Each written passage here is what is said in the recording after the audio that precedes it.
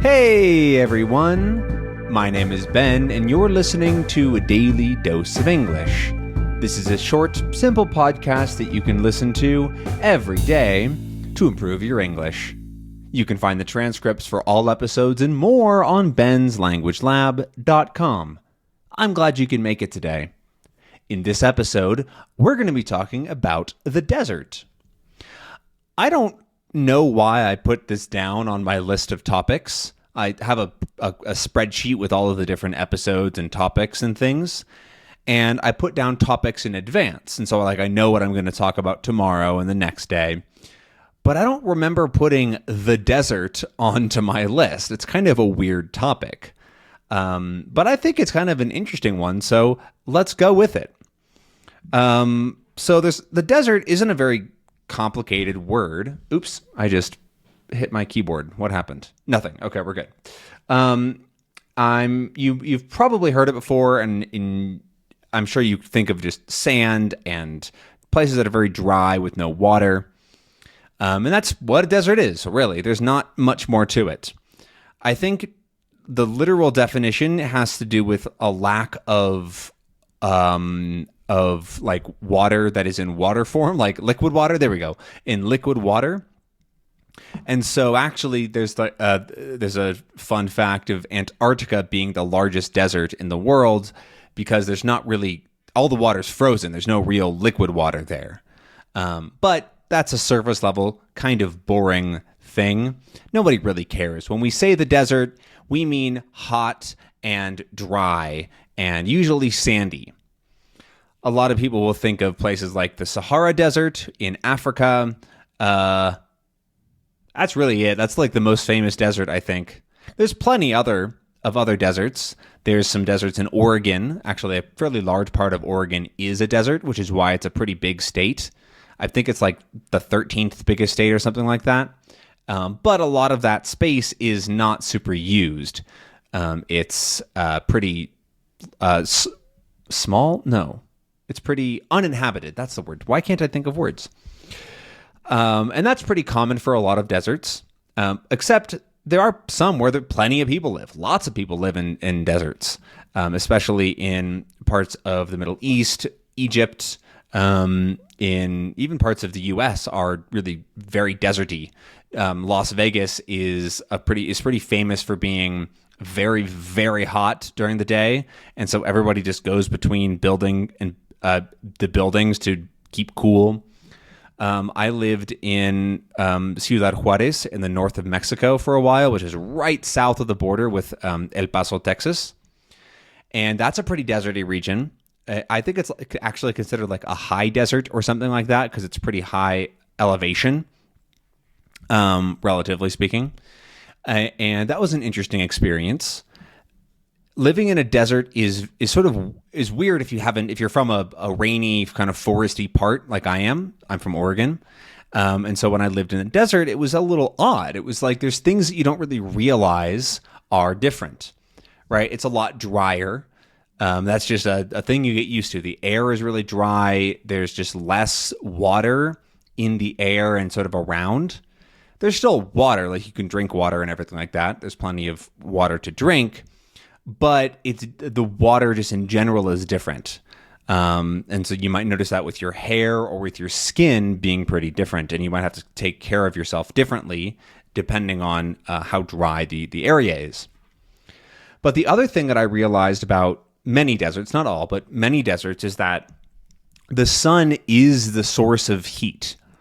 And the reason that it gets hot during the day is because it's able to absorb a lot of the sun's heat, and it's just in a spot where the sun is very strong. But what that means is that at night, the heat is not there. The sun is gone, and so it can get really cold. And that was something that kind of surprised me about Juarez, was that during the day, it would consistently get to 35 degrees, 36 degrees Celsius, up to maybe even 100 degrees in the summer. But then that very same day at night, it would get down to 8 or 9 degrees Celsius. It would get pretty cold, down to like 40 even in Fahrenheit.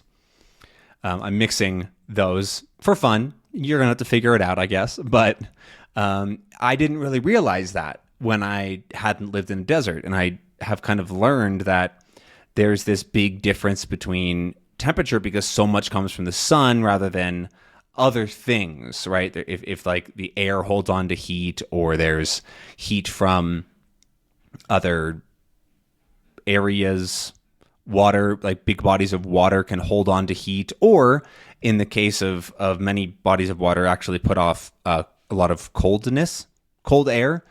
If you're on a bay, so a bay is when there's water that kind of comes into the land and the land kind of goes around it. So think of like in the US, we have the very famous Bay Area, which is where San Francisco is, and a bunch of different cities, Oakland, Alameda, places like that, where there's water that kind of comes from the ocean into the land a bit and creates like this inverse island.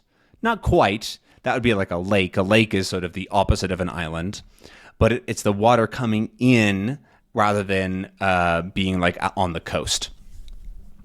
And on a lot of bays, it's quite windy, and the wind comes into the land and it grabs all of that cold air from the water, more or less, and makes it really cold. And so in the Bay Area, if you're right on the water, it's very cold. It's very windy and cold. Same goes for Seattle. There's a big bay up there as well, and it gets pretty cold. But yeah, I don't know why I started talking about that. Anyways, let's go on to other things. I wanted to tell a little bit of a funny story about when I was growing up learning to spell and English. I would constantly get confused by desert and dessert because they're spelled almost the same, D-E-S-E-R-T or D-E-S-S-E-R-T. Dessert is with two S's, and desert is with one S. Yes, they both have Z sounds like a Z, so it would make sense to make it be desert with a Z and dessert also with a Z, and probably not really spelled differently. It's just a stress difference, right? Desert, dessert. There's a very different stress pattern there. And as a growing English speaker, I knew the differences very well. It was very obvious. Hearing the words, saying the words, that was fine, but spelling them was hard. And because as an 8-year-old, I wanted dessert more often than not, I would sort of learn that like two S's is better than one. So two S's makes dessert, which is better than one, which is a desert. And that was the way that I remembered it. And I remember that one of the ways that I learned it as well is that I heard it a bunch was because a parental trick is to spell words so that your kids maybe don't know what you're talking about. And so it's like when you're at the dinner table and one of your parents asks, "Oh, should we have dessert today?" And the other parent goes, "No, we already had some this afternoon when you weren't here." And they go, "Oh, okay, cool." And then the kids go, "What is that? What is that secret word you just said?" Because they can't spell yet. And then I figured out how to spell and I caught on. So, yeah. Anyways, that's that story. Not a very long one. But I guess I'll just end by talking about deserts in general. After living in the desert a little bit, I have become fairly interested in living in a desert, I guess. I don't really know why, but I find it kind of intriguing, and not like the way where you force it to not be a desert and pretend like it's not a desert. Air condition everything, put grass in, give it tons of water. That I think is ridiculous and doesn't make any sense, and it's just a waste of time and money. But I find it pretty interesting, the people that live in deserts, and because in a way that makes sense. So, for example, like growing deserty foods.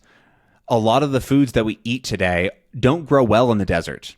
And I think that people that live in deserts should kind of learn more about that and understand, oh, yeah, this is the food that grows well here.